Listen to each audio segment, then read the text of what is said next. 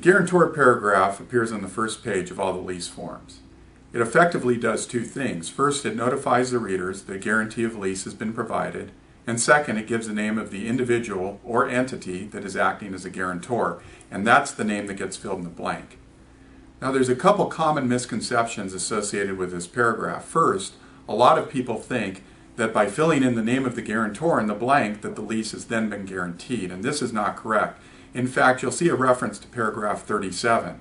It says that the guarantor agrees to fill out the AIR Guarantee of Lease form. Now, once that form has been filled out and executed, it should be attached to the lease.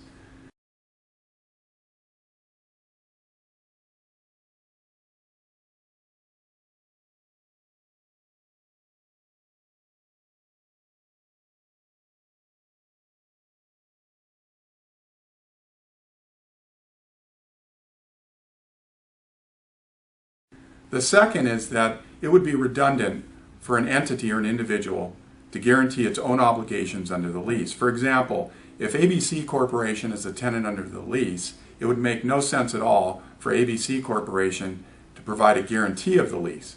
What would be more appropriate is for the president of ABC Corporation, say John Doe, to provide a guarantee of lease individually. So when it came time to sign the lease, John Doe would sign on behalf of the tenant, ABC Corporation, as the president, and then provide a guarantee of lease personally or individually. Last, it's important to note that the obligations under the AIR Guarantee of Lease form are quite rigorous. In fact, the obligations of the guarantor mirror those of the tenant under the lease. Effectively, the guarantor becomes almost like a second tenant without the benefit of the occupancy of the premises. Anyone considering entering into a guarantee of lease form should fully understand the liabilities they're undertaking.